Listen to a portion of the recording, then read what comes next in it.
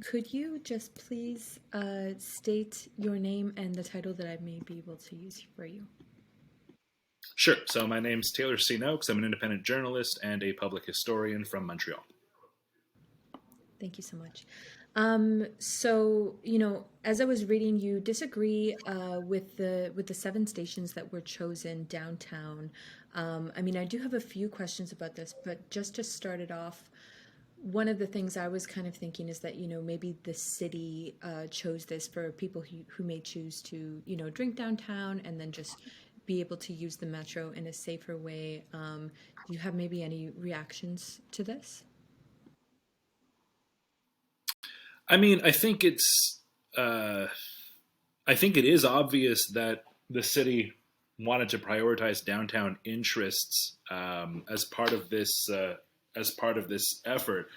Um, but I mean, if you were to just look at where Montrealers actually go, uh, I feel there's been a fair bit of traffic heading out of the downtown. It's just one of those things, right? I mean, the problem is that a lot of the politicians are from an older generation, and the places that they went to when they were young may have been slightly more downtown focused. If we look at the mayor, who I believe was born in the early 1970s, and if we look at some of the other members of her administration who are, let's say, born in the mid 60s to mid 1970s, when they were in their 20s, we could say that Montreal, especially the nightlife component of it, was a lot more downtown focused. But over the course of the last 2 decades, there's been a lot of really important growth in all kinds of places that are not downtown.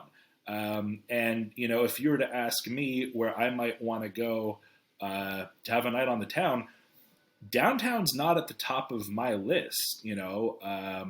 I would think of different places in the plateau. I would think of the Mile End. There are places in Verdun that like you would not have gone to 20 years ago that you absolutely would go to now. So I think it's just a problem of they're not really looking at where if we're going to use this example of they're trying to make sure that people who go out have a night on the town and they're able to safely use the metro to get back home, all of that's great stuff. I don't see why you would have it set up in such a way that you're only kind of rewarding people to use transit, kind of like it's like, hey, you're drunk, I get it, take the metro back home from any of these stations that are located downtown. That's all fine and good, but if you want to do a real dent, if you want to make a real dent in terms of emissions, then you need to be prioritizing the needs of suburbanites who primarily drive. And in that case, you would redistribute the free stations to the periphery of the system rather than the downtown. If you wanted to set this up to really just be a convenient way for drunk people to get home without having to get into their cars or get an Uber or whatever, then look at the map and figure out where people are actually going out. The downtown traffic, it's a lot of tourists, it's a lot of suburbanites, but if we're talking about actual Montrealers, I think they would probably realize that a lot of that going out traffic is not happening downtown, and also isn't really corresponding to the hours that they've set up, right? This pilot project is supposed to run from 5:30 a.m. Saturday through to about midnight, 12:30, so about like midnight Sunday, which doesn't really correspond with Montrealers' going out habits, right? Friday night would be an important night to go out. Thursday night, because a lot of people take Fridays off, would be an important night to go out. Saturday, 5:30 in the morning, no one's going out at that time, right? That makes sense. Thank you for explaining that. Um, so it does connect a little bit to some of the stuff you were just speaking about.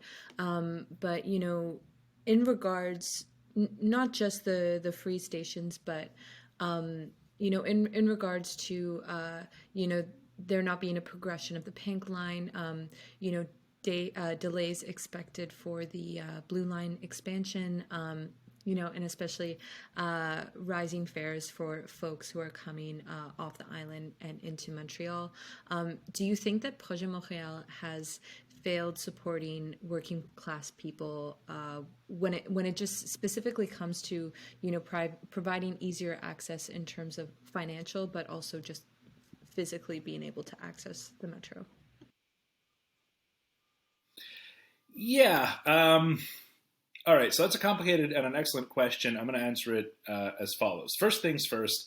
Um, Without even getting into the expansion of the metro, um, Montreal already has an excellent public transit system, right? Without even talking about the RAM or any of the future projects, Montreal already has an excellent public transit system. You compare that to, I mean, just about any North American city, it is spectacular, especially when you consider that Montreal is like, it's only what, 1.7 million people. Granted, it's serving a larger area than that because you include Longueuil and Laval partly, and you've also got the ARTM that provides uh, transit services out to the outlying suburbs. But Montreal, like, it has a comprehensive public transit system, uh, and the backbone of that system isn't even the metro; it's buses. Okay, buses are what get people, get a lot of people to the metro. Buses actually do an incredible amount of the heavy lifting in Montreal. It's what allows people, the combination of the bus and the metro is what allows, such a large majority of the 2 million people who live on the island to get around without using a car. And in most of North America, that is like simply not possible. We also have a fairly inexpensive system, all things considered. It is heavily subsidized by the provincial government, but of course there are huge benefits, namely the fact that a lot of people do not have to use cars to get around. So that's all great for the environment, and it's all great for people's pocketbooks too. It allows you to live relatively inexpensively in Montreal, and again, that is a huge benefit when compared to so many other cities, particularly in North America. Um, Now, as to those are all good things. The problem is that the whether it's the city government or the provincial government or even the federal government, because they kick in money for this stuff too, uh, it's like nobody's really listening to the transit planners, the urban planners, traffic engineers, any of the experts really who've got some very important things to say about this, who are all essentially saying use public transit primarily as a means to get cars off the street. It's not even just combustion engined, fossil fuel burning cars. Literally, even if the streets were filled with electric cars, that would still be a problem. It causes congestion. Electric cars require all sorts of rare earth minerals that are incredibly polluting to extract. The polymers, the tires, they're all made from petroleum-based products, so they're polluting too. Public transit, a massive expansion of public transit is really the only solution to all of those problems at the same time. And nobody in government really seems to understand this. In Montreal, we have a particular problem in that we get a lot of funding from the provincial government, and the provincial government is not located in Montreal, but rather is 2.5 hours up the north shore of the St. Lawrence in a separate city called Quebec City, right? And it's kind of ridiculous that Montrealers still haven't figured out that having a bunch of people in Quebec City, which is not Montreal, deciding all of our transit planning is a really bad idea, and it's not helpful. And this is how you get into situations like the Blue Line extension, which has been on the books for like 40 years. And it kind of makes less sense now than it did 40 years ago, even though we need more transit, right? Populations shift around. Yes, there has been some population growth out there, but if we were just looking at where to prioritize, right now the priority should probably not even be on metro expansion, even though I'm in favor of metro expansion generally speaking. If the whole point is to get people out of their cars and into public transit and make sure that we're reducing greenhouse gas emissions in our city, we should be investing in buses. Electric buses, they're like $1 million a pop. They're built in Saint Eustache. That's the way to go. And if we're going to commit $6 billion on a metro system, on an expansion of a metro system by only a few stations, you can imagine what that would pay for 6,000 electric buses, which could last for 25 years. I mean, that would be a major improvement to transit. It would benefit working people as much as it would benefit the environment. But again, the priorities are all out of whack. For Quebec City, the interest is to have these major infrastructure projects that cost a lot of money so they can show to people, hey, look at the investment we're making. For the city of Montreal, it's not entirely clear what their priorities are, And it's weird, too, because Valerie Plante got elected by literally drawing a pink line on a metro map and saying, I'm going to do this. Almost as soon as she was elected, she said, guess what? I'm not going to do this. And we still reelected her, right? So that just gives you an idea about, Montrealers are really interested in transit and they want more transit. And you don't even have to have a good or even remotely feasible transit idea to get people to vote for you. The pink line it didn't make any sense, right? I talked to a whole bunch of urban planners and they're like, well, you wouldn't design it this way because it requires buying really expensive tunnel boring equipment to do this diagonal line.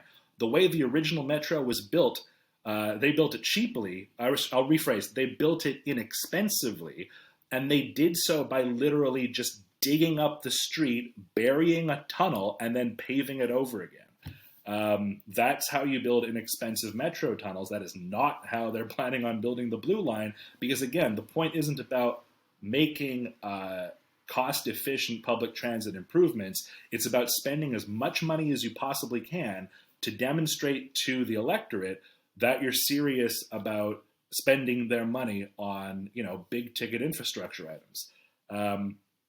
So I think that's a bit of a long answer to a shorter question. Let me know if there's anything I could follow up on. That's a really, really good answer. Thank you. I like your comment about Valerie Plante. Sure. So I guess then, specifically in terms of the pink line, because I think the whole promotion of it was connecting at the east better to the west. Would you kind of say the same thing about, let's just invest in electric buses, or do you have other ideas for this? Yeah. So the first, okay, so we'll back up a little bit. The first thing is, how should I put this?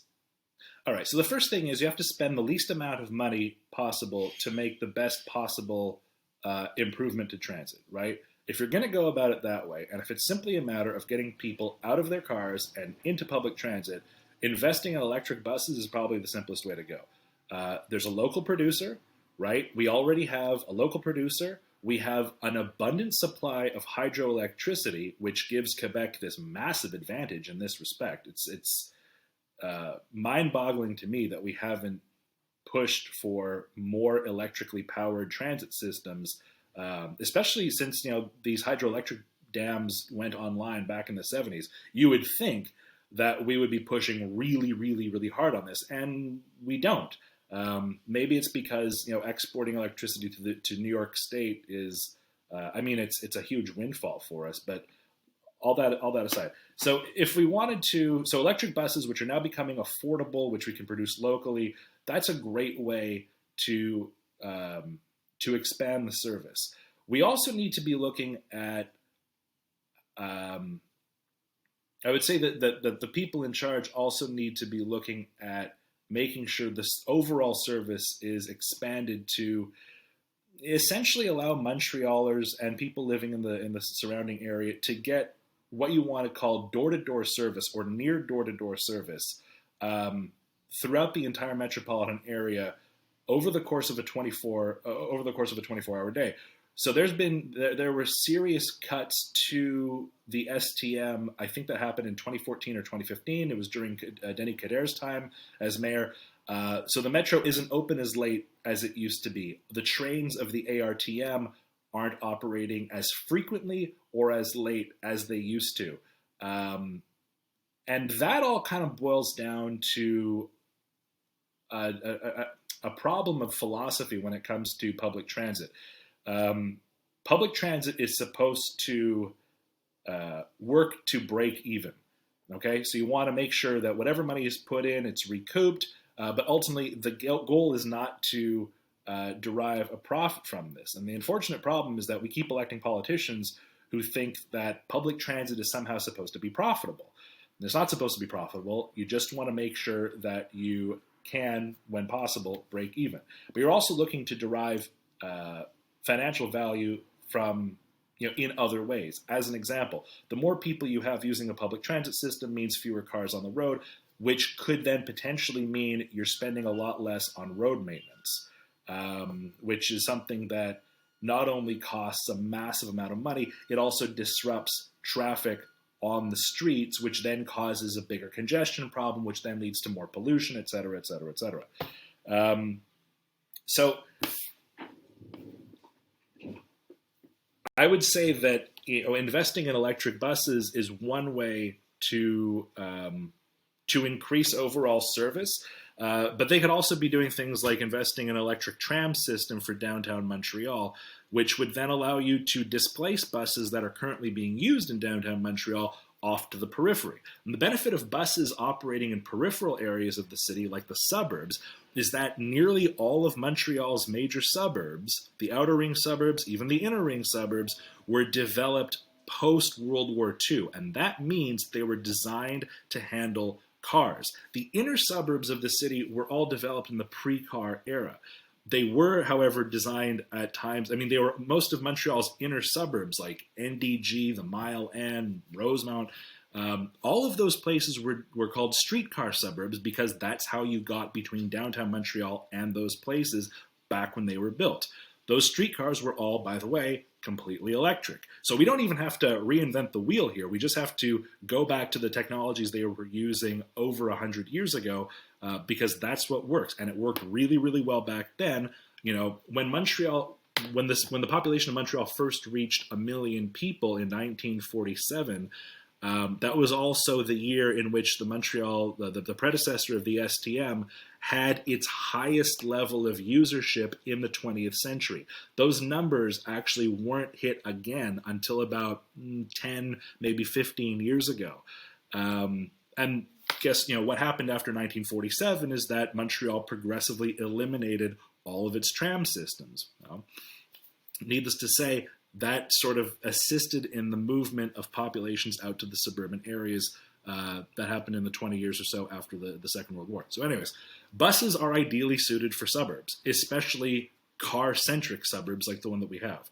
The downtown area was already designed to support electric trams, which worked really, really well for almost 100 years. And they could be reintroduced at a fraction of the cost of what it would cost to build new metro systems, to build the REM, et cetera, et cetera. And again, that's another technology that we could develop locally.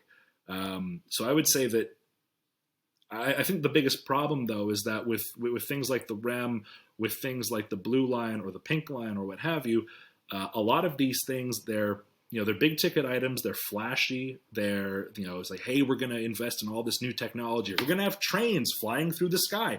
That's the kind of thing that sells well. A tram system does not, I guess, spark the public's imagination, or at least not according to the politicians. It's worth pointing out, of course, that trams basically work everywhere else, right? All over Europe, in Asia, in Australia, they work. Even in a lot of American cities, it's actually surprising. There's still a number of American cities that have these electric tram systems, and they work really, really well. San Francisco is a great example. So in terms of there's other simple solutions. Reserved bus lanes work. Okay, that's a really stupidly simple solution, right? You just paint lines on the highway and say only buses go here, and then you run as many buses as you possibly can in that lane.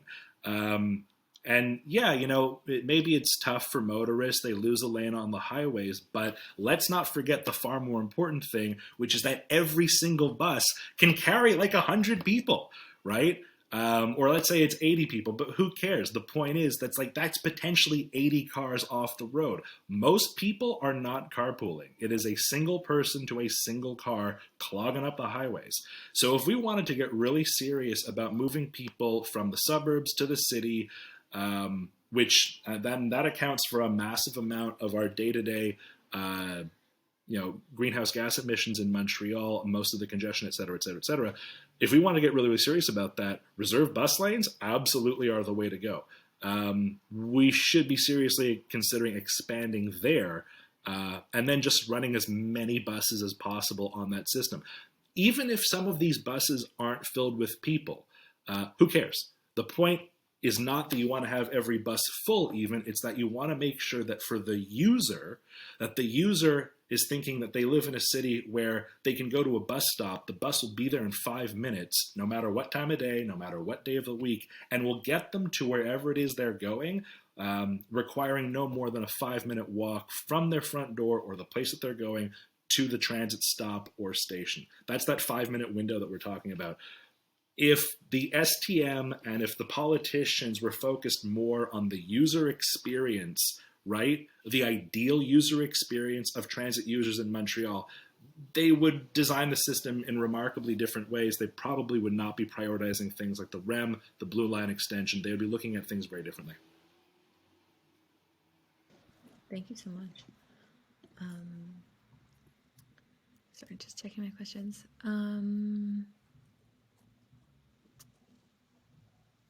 What do you think about just citywide free transit, especially in terms of the climate catastrophe? Do you think that this is essential? Without question, there is no other way to go. It doesn't make sense to have it any other way, and that's a really good. It's the funniest thing because you would think that politicians would want to provide gifts, right, to the public. You would think that it would be aspirational, and you'd have politicians saying, yeah, I'd like to be in a city where no one has to pay for transit. Transit was free. It's a gift we give to you, right? And they don't look at it that way because we're really locked into this kind of ridiculous neoliberal thinking that suggests that anything free isn't worth it, or that anything free is going to be less good than something you pay for. And that's absolute nonsense. There are cities all over the world that offer free transit. There are some cities that offer kind of de facto free transit because they've stopped enforcing. They've basically told their transit cops or whatever to stop enforcing, what is essentially carding, right? And if we're talking about trying to save money, a great way to save money in Montreal, or rather to rededicate funding that's being wasted, in my opinion, to transit purposes, get rid of the STM police, right? Just send in regular cops into the metro to keep an eye on things, give them absolutely no power whatsoever to check for tickets because it's free, get rid of all of the people who have to man the turnstiles, who have to take care of the whole infrastructure of buying and selling tickets, get rid of all of that, rededicate all of those millions upon millions upon millions of dollars to improving service for the user. So it should be the kind of thing that we should aspire to having for ourselves as a gift to ourselves. But that's secondary to the far more important reason why you would want to have free public transit in any city. Free public transit guarantees that more people will use transit because it's free. If I have to choose between filling up my car with gas prices at the level that they're at right now, or maybe having to spend a bit more time in transit but getting to ride a bus for free, there is no question what I would do. And if we're talking about what the working class and the working poor of this city need, it is absolutely free transit. Free transit would, without question, cut into our emissions in ways that I don't think anybody has even contemplated, right? We're talking about major potential reductions. If you couple free transit with improved and increased service, now we're really talking about something. If Montreal was able to offer that door to door service, right? You walk no more than 5 minutes from your home to a transit stop or transit station. You can expect a bus or a whatever within 5 minutes, and it will bring you to within a 5 minute walk of wherever it is you're going. And that service is available to you 24 hours a day, 7 days a week, every single week of the year at no cost. I would imagine car use in Montreal would plummet. I mean, there would be no reason to ever use a car in Montreal again. Few people would have them. Car sharing services would probably proliferate because it would no longer be cost effective for individuals to own cars. They would all go into car sharing arrangements where people would, essentially you would have like communauto on an almost island wide scale because the economics would simply not make any sense anymore. At the same time, Montreal's carbon emissions would, plummet. They would, cars are the absolute world's number one producer of emissions. Cars on a congested roadway system that is not designed to handle the number of cars that are currently on it, that's not only contributing to, massive greenhouse gas emissions over our city, and all sorts of other pollution as well. It's also really, really bad for the economy in other ways in terms of the fact that it's ripping up all of the roads. It causes congestion, which means people are late for work. It also means that they're not as productive as they normally are because it causes stress. And the stress means you have to get yourself a therapist, and the therapist prescribes you medication, and that's a drain on the healthcare system, et cetera, right? There's this huge trickle down. So, yeah, free transit, we shouldn't even call it free transit because really it's a saving. It's all sorts of indirect savings that happen elsewhere. The more money you pump into to so-called free transit is money you're actually saving in other ways. The problem is that we live in a capitalist society where we think that paying for something means it's better than getting something for free, which is really ridiculous in Montreal because if anybody has ever gone out on a date in Montreal, you know that there's a lot of really fun things you can do in Montreal that are absolutely free, right? Hike up Mount Royal, totally free, okay? You'll go have a great time. Tam Tams, free. Completely free. Just go out and watch people do crazy things. It's fun. Go to the Old Port. Most of that's free. Every year, every electoral cycle, there's like one guy who's like, it's time that we start putting paid attractions up on Mount Royal. And that guy loses, okay? He loses terribly. Nobody votes for him because it's crazy. Nobody wants a Ferris wheel up on Mount Royal. Nobody wants to pay to go to Mount Royal. Some of the most fun you can have in Montreal is literally just walking around, looking at stuff, saying, look at that. Or, that building's kind of neat. Or, oh, look at that guy over there. How fun. That's the Montreal experience right there. You want to go have fun? You go down and walk along the Lachine Canal. Again, it's free. So this idea that good stuff you have to pay for, no. Some of the worst things in Montreal are the things you have to pay for. Okay, you go to Jazz Fest. It's like, should I go watch that free concert with 10,000 other people outside? We're all gonna have a good time. Or should I go to that $90 concert in the Jesus? No, you go to the free concert, right? I don't know. That Ferris wheel in the Old Port that costs $1 million to go on, no, 2 thumbs down. That's no good. So yeah, free stuff does not necessarily have to be bad. Free transit would be good in innumerable ways. But most importantly is it would be the absolute best thing the city could possibly do to improve on greenhouse gas emissions, to cut down on them, and to get people, thinking seriously about living in a transit positive city, which is where we have to go. We have no choice.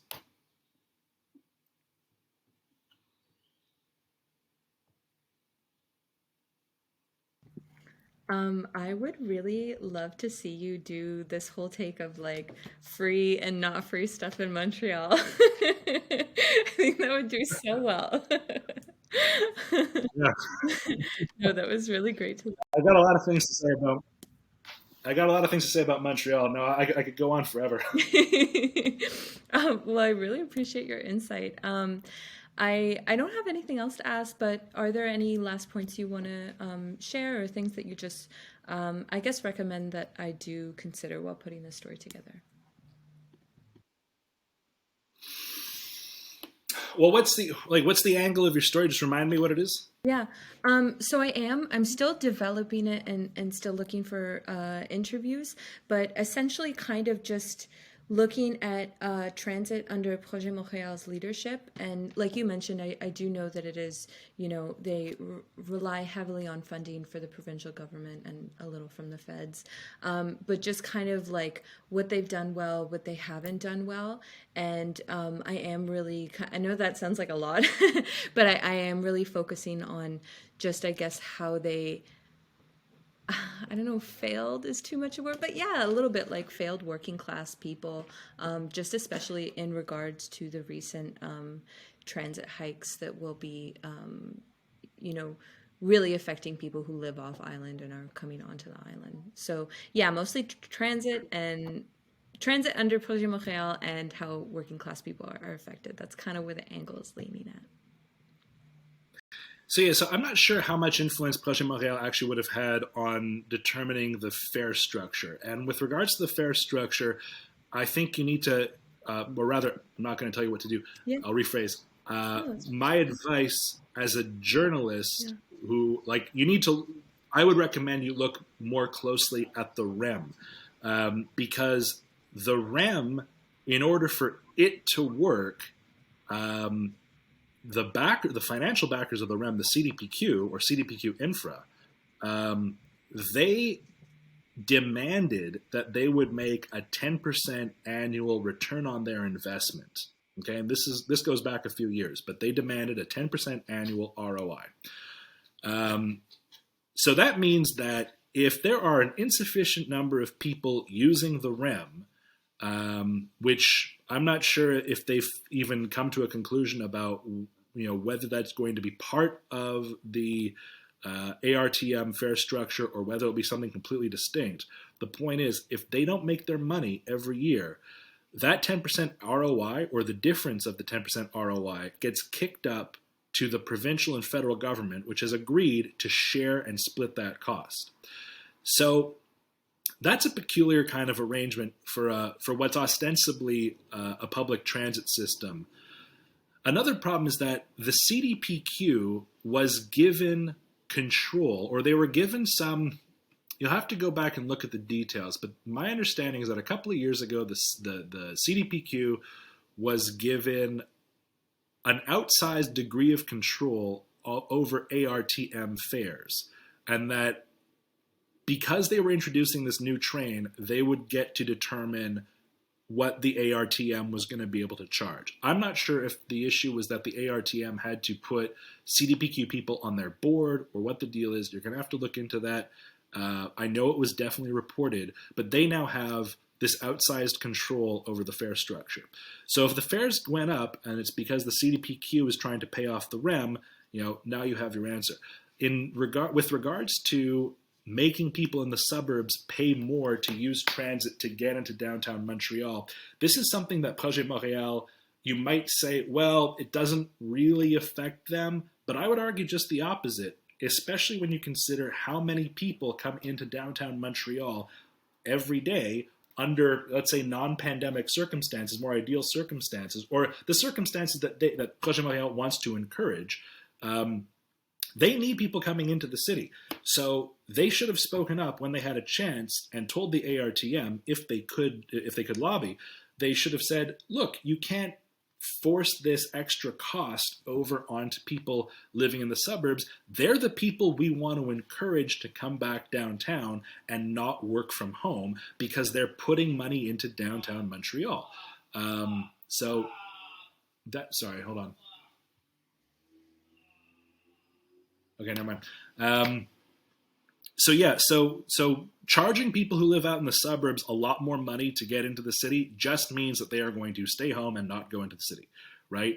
And with regards to where we get our funding from, Montreal, as far as I know, is not able. Basically, when it comes to getting money to pay for the things that the city needs, the Quebec government has seriously restricted how Montreal can make money. As far as I know, it's able to collect property taxes, and that's just about it. It still has a rather impressive budget. considering those limitations, but it's not able to do other kinds of things, such as adding surcharges or taxes or special fees to the sales and or use of automobiles, which is a way that some other cities and other jurisdictions have been able to pay for major transit improvements. They can't tax corporate office holders directly, not office holders, but corporate offices or the corporations that run their operations in the city. They can't. There's basically a lot of different taxation. There's a lot of other means of taxation that are used in other jurisdictions that the Quebec government has essentially denied the city of Montreal. So, and in that respect, you would again expect a person like Valérie Plante, who clearly recognizes that Montreal is not Quebec and needs greater autonomy and needs greater financial autonomy. You would think that she would be pushing a lot harder on that front, and she doesn't. And I don't understand why, because if she takes a stronger tone with Quebec City, that's only going to make her that much more electable in Montreal. Sure, it might lead to François Legault saying, well, guess what? I'm not going to give you money or you get cut out of a budget or whatever. But I think that would be a losing battle for him, and something that could potentially push Valérie Plante into like contender to to challenge Legault at the provincial level at some point in the future. Right? This province loves the underdog, loves the person who's going to go fight the bad guy. That's why she won in the first place. Right? It was clear that Kader was the money guy. Who was backed by big business. Valérie Plante was the underdog.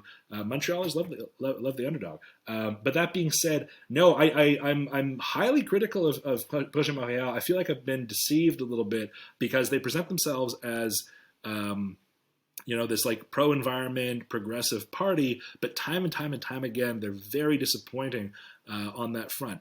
When Luc Ferrandez left, and I mean, he was, Monsieur Projet Montréal for the longest time. When Ferrandez left, he made it very, very clear why he was leaving. And, the fact that Projet Montréal wasn't pushing harder on environmental issues, top of the list. And he was absolutely right. We need to, in order for Montreal to preserve itself, and in order for Montreal to create its own bulwark against the climate emergency that's happening right now, right, we need to take drastic steps to protect ourselves. Otherwise, our city's going to be toast. And it is going to probably come down to a city-by-city effort over the course of the next century to determine who survives and who doesn't. Right? And Montreal, considering that it's a island city that with areas of the island that regularly flood on a river, essentially the intersection of two rivers, we kind of take this stuff really, really, really seriously.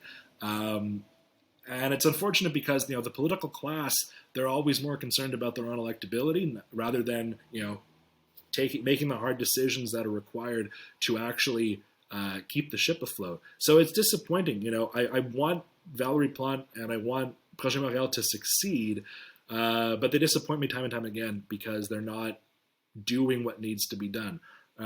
Finally, I would say that the biggest scam in Montreal right now has got to be the REM, at least in terms of the environment, public transit, et cetera, et cetera. The REM is going to be a for-profit transit system, or at least they're going to try to run that as a for-profit transit system. My expectation is that, we already know that it's going to open late. It's going to probably be open in stages. It won't, and that's going to sort of complicate matters. And I think as they open it in stages, they're going to realize that it's essentially just going to jam up the metro system, which is a concern that urban planners have had for a long time. The fact that we're spending, I think it's like $600 million is going to be spent to connect the REM to the airport. Huge waste of money. That's like 600 brand new electric buses right there. There's been an analysis of like the number of people who would actually use that, and it's like a few thousand people, maybe, and most of them work at the airport. It's not even travelers. So that's, and that's just another one of those things, right? It's like, it's politicians, it's people who don't use transit on a day-to-day basis thinking, it'd be great to have airport connection with the high speed train and all that. It's like, yeah, sure, in an ideal world, but that's not the priority right now.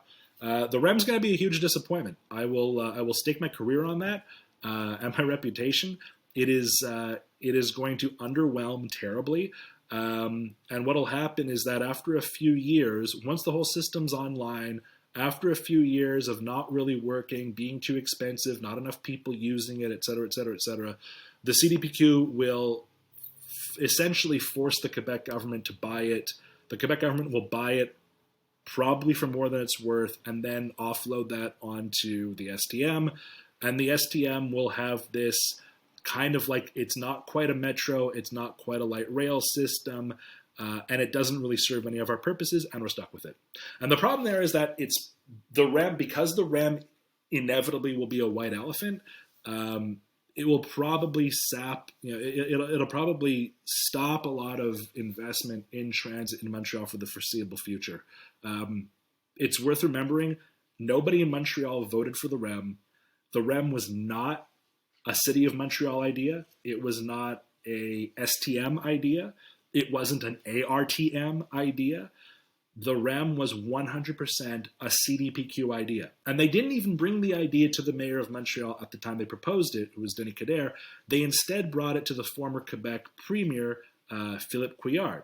And they said, wouldn't this be a great idea? So again, we've got a bunch of CEOs at the Provincial Pension Fund who do not use public transit. I guarantee you that much. The CDPQ guys in their nice suits are not taking the metro to get to work every day. So that's number one. Number two, they're bringing the idea to the Premier of Quebec, who, I don't know, did he lose an election or what? Did he resign? Either way, completely scandal-ridden, completely implicated in all of the corruption scandals that were going on, who lives in Quebec City, I might add, right? Who's like a super high-level doctor with a ton of cash, who's not taking the bus or the metro to get to work every day.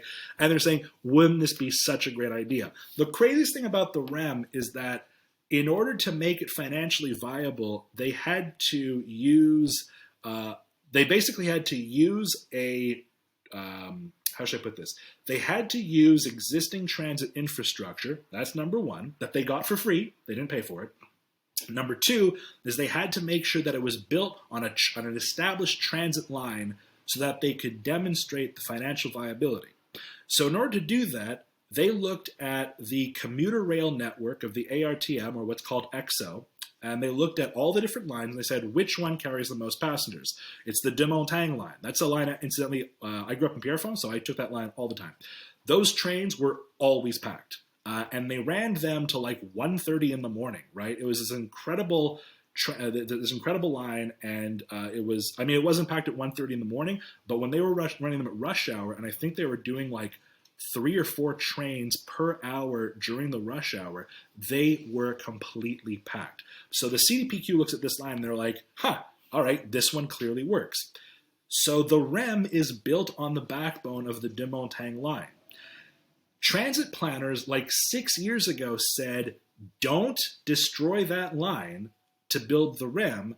That line already works. You've got a bunch of really high passenger volume trains, all electric, I might add, and they're completely packed. That's a good thing. You want more of that.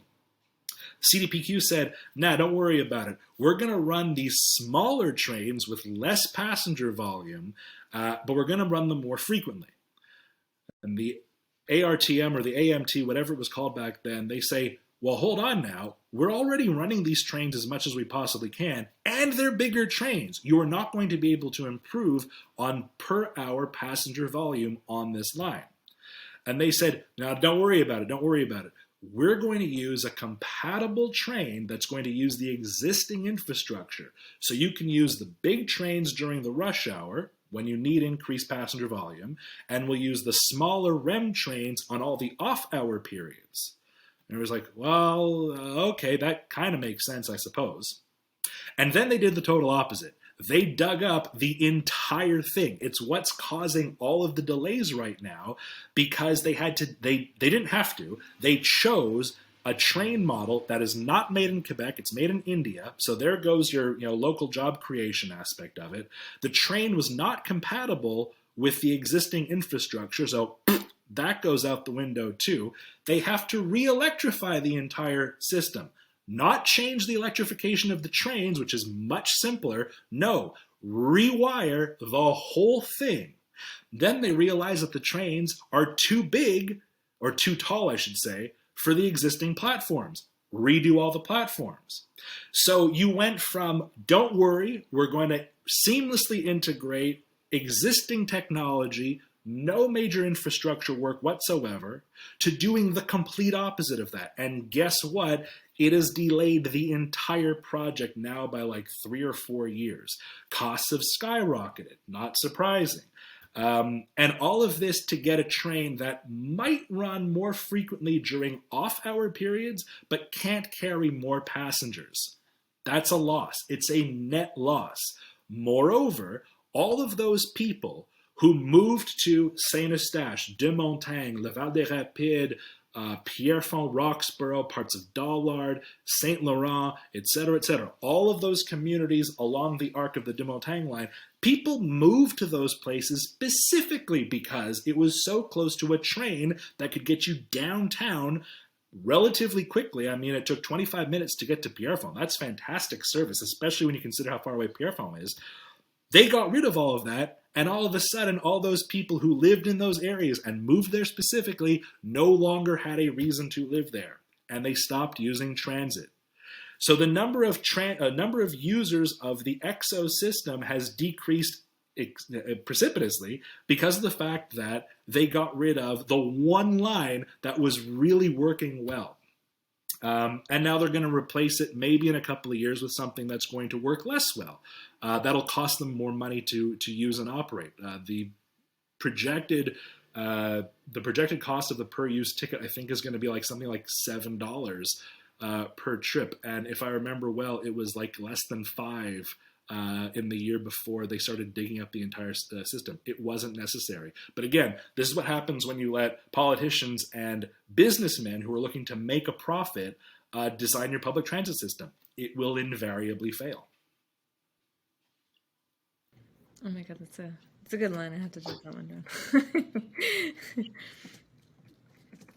down. I'm going to exhaust myself and probably just like black out and pass out if I keep talking about this. I know, Troy. I know this is such a long time. I just wanted to double check one thing, and then I'll let you go. Just what you said about. Oh yeah, no, keep going. Keep asking questions. No, but I've really taken a lot of your time, so I will wrap it up. But yeah, it's just double checking something you said maybe 10 minutes ago about it's against Projet Montréal's interest to increase the fare from people who come off island into island. Do you have any suspicions about where this fare hike is coming from?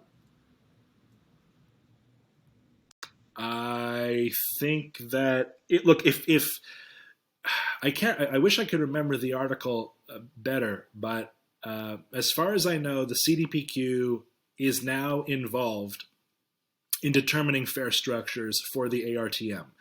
I don't know exactly how that is, but I'm fairly certain you could find it. It definitely was reported. I know I've got a link somewhere, but I can't remember it off the top of my head. The point is, my understanding is that the fare structure was redesigned. I mean, they say that it was to make it simpler. I don't know. That never made much sense to me. I think when if you want to redesign a fare structure to make it simpler, make it free, or make everything $1 or $2, right? Have a uniform fare system. So that didn't really make any sense to me. And whether the old system was Byzantine or difficult to understand, I don't know, man. Hundreds of thousands of people seem to figure it out every single day for like 30 years. So I don't think it was causing that many problems. I think that the CDPQ now has a certain degree of influence in terms of determining the fare structure, and their influence, or the reason why they would be involved, is to help pay off what has now become a very expensive project in the form of the REM. If that's not the case, they're being told to raise the money that they collect by the provincial government, by the transport minister, and we have a very conservative provincial government, and it wouldn't surprise me in the least that they would be looking at public transit as something to make money off of rather than invest money in. In terms of what Valerie Plante could or should be doing, I would say that even though she's just the mayor of Montreal, Montreal's the economic engine of a massive region, right? There's like 4 million people living in the metropolitan region. There's 4 million people who could potentially have access to EXO trains or who live relatively close to one of the off-island metro stations, et cetera, et cetera, et cetera. So she's the boss, right? Whether you like it or not, she is kind of the boss. And I would hope that she would act more like the boss. And it's up to her to say, hold on now, the people living in Laval, Longueuil, Blainville, Mascouche, wherever, those people who need to get downtown every day should not face additional financial burdens in order to do so. All right? They need inexpensive transit just like anywhere else. She should have been at the forefront saying, get your money elsewhere, stop putting money into other things, take more money from corporations that can definitely afford it, tax the wealthy, et cetera, et cetera, et cetera. There's other ways to get money.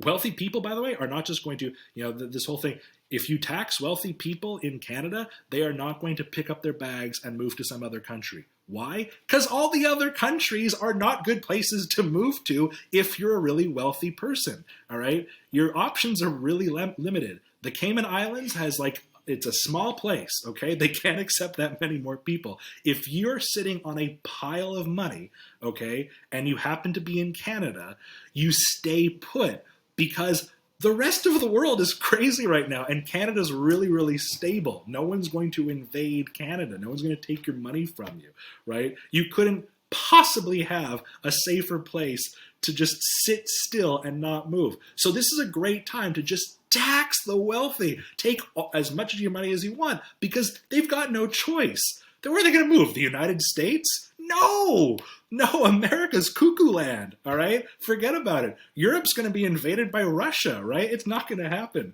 There's very few places left to go in this world aside from Canada. So yeah, they could be a bit more aggressive in terms of getting money out of these people. The major corporations that are located downtown, they don't want to leave downtown Montreal. They want their workers to come back into the city. If the mayor went to Bell or any of those massive law firms or any of those big corporations that are kind of backed by the Canadian government, any of the businesses that are run out of Place Ville Marie or 1000 de Gauche sur West, any of those places, right? If the mayor went to those big, big, big employers and said, guys, you need to pay for this, they'd probably say, yeah, you're right. We want our workers to come back downtown. So absolutely, they would probably pony up the coin. I don't know why she's not a little bit more aggressive on that front. Montrealers would respect the hell out of it. It's the right thing to do. Anyways, I digress. This has been so enlightening and such a pleasure speaking with you. So thank you so much for taking so much time. I'm so sorry I didn't plan for this to be an hour, but I really appreciate your insight.